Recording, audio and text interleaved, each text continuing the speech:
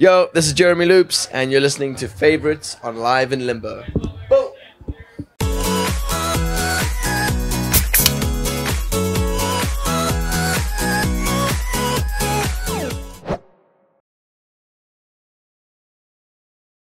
Absolutely. I think lately my favorite song to perform live is See I Wrote It For You, which is the song that I normally close my set with. And I get the crowd looped into the song and get them chanting along with the chorus, and I actually record them in. And when they hear themselves, I think something quite special happens, you know, when an audience hears themselves sing back, and that song always just ends up getting ruckus. And I think I just like watching, I like watching the crowd lose it, and it helps. I think the band end up losing it because the crowd are losing it, and it just bounces back and forth, and it's a nice way to end the show. Some of my favorite artists right now. I'm that guy who listens to like specific songs from specific artists rather than, you know, being obsessed with a particular artist at any one time. There's this Australian band called Boy and Bear that I am really into at the moment. They've got a couple of songs. There's a song by a girl called Kiara called Gold. I think that's the name of the song. Is that the name of the song? You don't know. Why am I asking you guys? I'm that guy who just hangs out on Spotify. What else do I like at the moment? Let me think quickly. Let me just open my Spotify. I just don't know how to say his name properly. Do you know an artist called Borns? Is that how you say it? Alright, there's a song called 10,000 Emerald Pools by Borns, and I only heard it recently, and that song's been blowing my mind.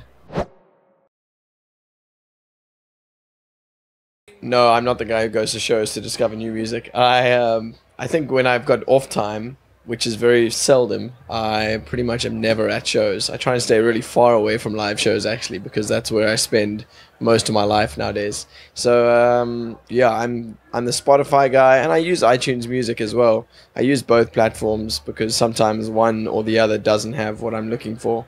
But Spotify is definitely the superior platform, and I use it pretty much non-stop. Yeah, for sure. That's a difficult question. I definitely don't have I don't think I have a favorite at all. A lot of the people that I enjoy following sometimes post really terrible content, and other times people who you least expect to post something dope post something incredibly badass.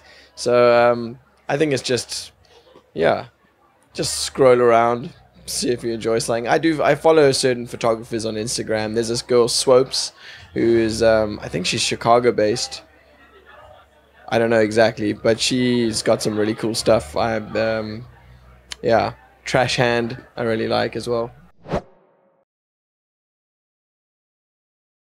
My favorite part about touring is seeing loads of new places, like pretty much non-stop. And knowing that one day I'll be able to look back and feel like I've legitimately seen the majority of the world. And I think the other part of touring that I really do enjoy is just connecting with so many people. I meet so many people on the road, and I get to have loads of cool new experiences with my band all the time. And they're, you know, some of my best friends in the world. So that's really cool. I've had a bunch. It's difficult to isolate one in particular. I've had all these really weird things happen to me, like the cliched girls throwing their underwear at you, and sometimes that's funny and sometimes that's terrifying because sometimes it like actually hits you, and then you have to do something about that. But one time in particular, a pair of panties landed on my guitar and got hooked like on my tuners, and that was really embarrassing. I don't think I handled it that well either, which made it quite a unique situation. So I don't know if that's a special situation, but it was definitely unique.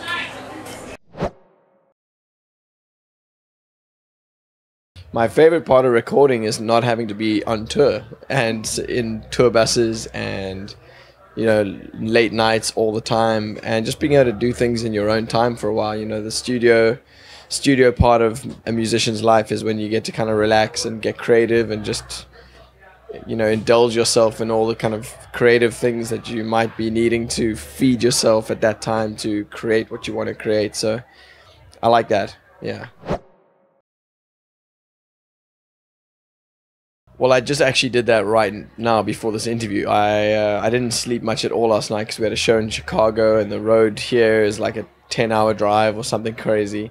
So we arrived tired. I'm literally just running on empty, and I'm jet lagged because coming from South Africa, you have to fly back in time. It's like a 28-hour flight. It's crazy.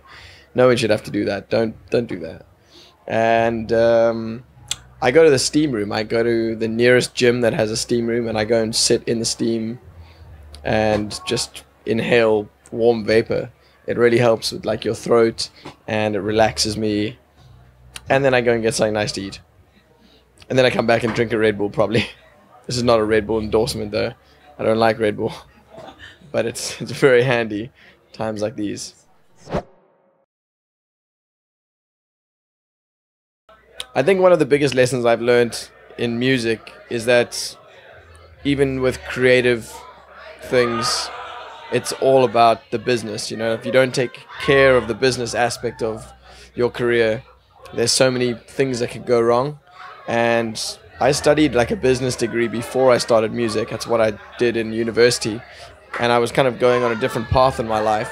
And then I was like, screw that, I really want to do music. And I kind of threw away this whole life.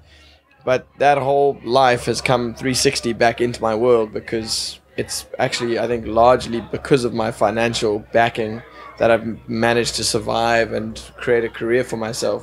Obviously, you have to be good at your craft as well.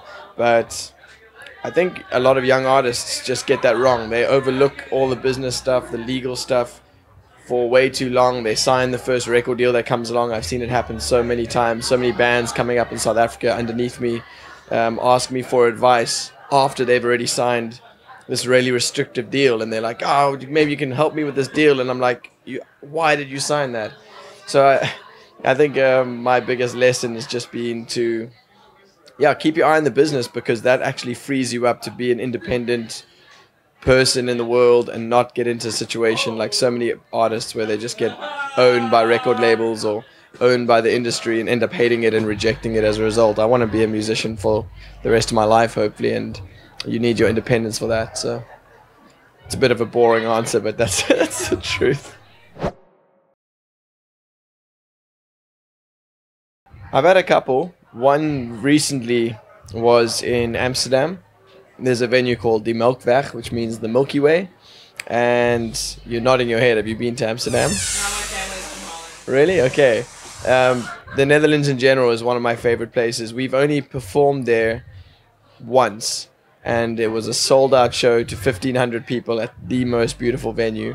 And it was just special because when you know, and previously when we tour, you kind of go to new spots and you have to build new audiences, and you start small and you come back and you get bigger shows every time. And that's an exciting process, and it's really nice to, you know that you can build audiences wherever you go. But then when you have a specific place which just lights on fire on its own, and you get there and everyone just has been waiting for you, and they're listening to the music and they know all your songs, and you've packed out like one of the main venues in the city on your very first show, that was a really special night, because it just felt like I was coming home and I'd never been there before, and I liked that. Yeah.